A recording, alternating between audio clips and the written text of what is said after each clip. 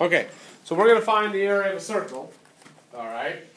I got a circle, and I'm going to go ahead, and for this one, I'm going to give you the diameter is, let's go 18 inches. Right? I'm going to give you a circle, the diameter is 18 inches, and I'm going to ask you to find the area. Right? I'm going to ask you to find the area of that circle. So, our area formula, as we discovered in the video, okay, the area formula for a circle is the pi times radius squared. Okay? Are you given the radius? No, you're given the diameter, right? Okay. So, well, the diameter is 18. What is the radius? 9, because the radius is always half the diameter, right? Okay. So my radius is 9 inches. Okay. So if my radius is 9 inches, I'm going to use 9 for r. Okay. So area equals pi times 9 squared. Everybody see what I'm doing there? Okay. Well, what is 9 squared? 81. Okay. So pi times 81. Now here, this is going to be new for you. Okay, this is going to be new how I'm going to ask you to do this. Okay? I'm going to ask you to write your answer, more than the book does too, 2 different ways. Okay? The first way is you're simply going to leave your answer as 81 pi inches squared. Okay? You're going to leave your answer in terms of pi. You're not actually going to take 81 and multiply it by pi. You're just going to leave it as 81 pi. Okay? Here's why. This is the exact answer. Okay? Here's why it's exact. What's pi? That's approximately. Do you know what pi is exactly? No, because you're not going to rattle off an infinite number of numbers, okay? When you take 81 times 3.14 on your calculator, you're getting an approximate answer, okay? Because 3.14 is not exactly what pi is equal to. Even when you use the pi key, all right? Cameo for your calculator. All right? Even when you use the pi key, which is on your calculator here. There's a little pi key that sits right up here. It's different on everybody's calculator. But even if you would take 81 times pi and you'd get a long decimal answer on the screen of your calculator, that's still rounded. Because actually the decimal goes on forever. Okay? So this is the way to write the exact answer. This is the only way you can write the exact answer for the area of that circle. So that's one way you're going to do it. Okay? You're going to say area equals 81 pi inches squared. The other way is you are actually going to go ahead and multiply 81 times pi on your calculators. So if you guys don't mind right now, take 81 and multiply it by the pi key. Don't multiply by 3.14, multiply it by pi. And then let's round our answer to 2 decimal places, to the hundredth. 254.47. Chastity, would you agree? Is that rounded correctly? 254.47? Yeah. Okay. So 254.47 inches squared. Okay.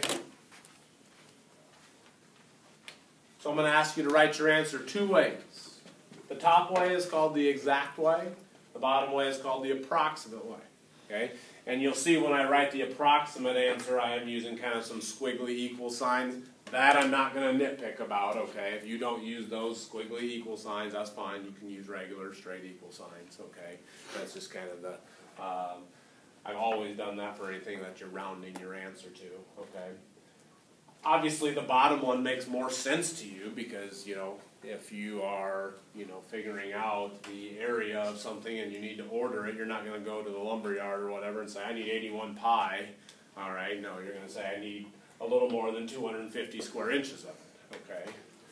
You know, that's going to make more sense to you. But mathematically, we like being exact a lot of times, so I want to teach you how to write the exact form of the answer and how to write the rounded form of the answer, okay?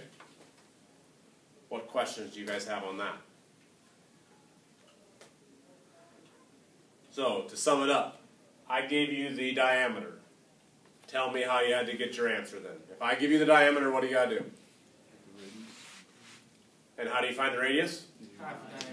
Take half of it. Very good. Okay. Once you know the radius, then what do? You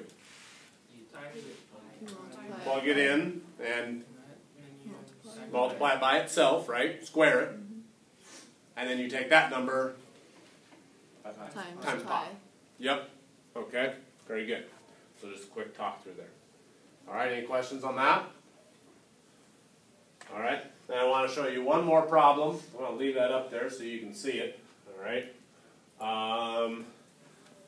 Go over here.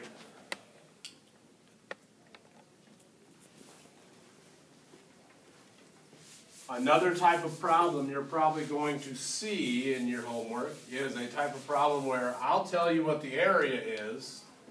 So the area equals 300 feet squared. Find the radius. Okay?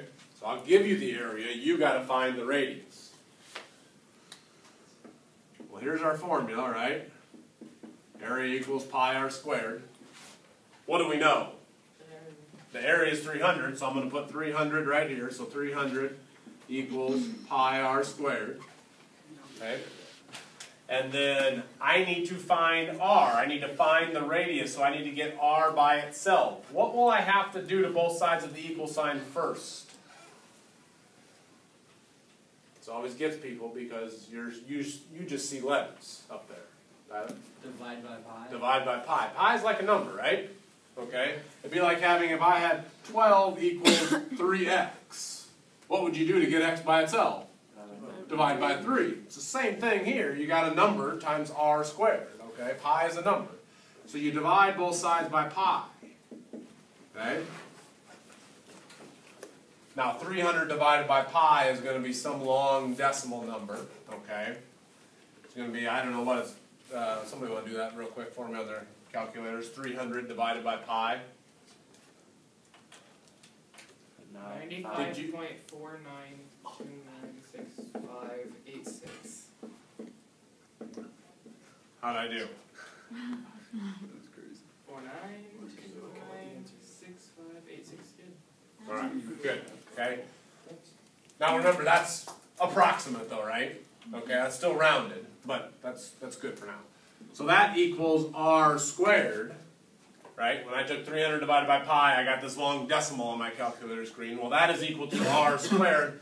Did it say find the radius squared? No, it said find the radius.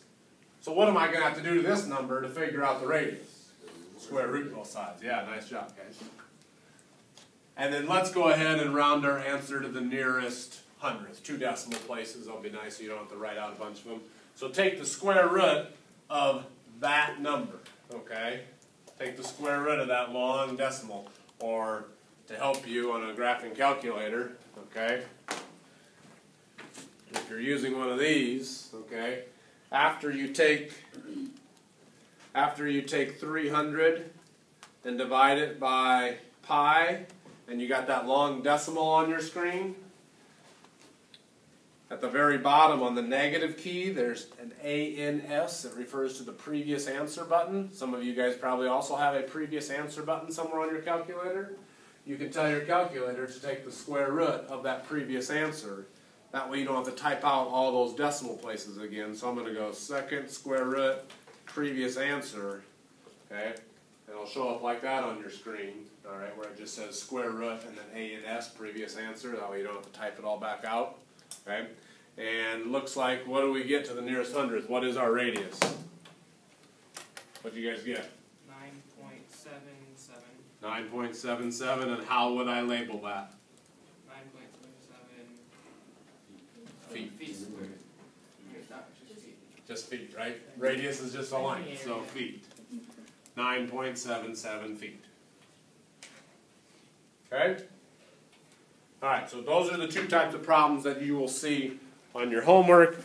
Homework is page 758, 3 through 9, and 37.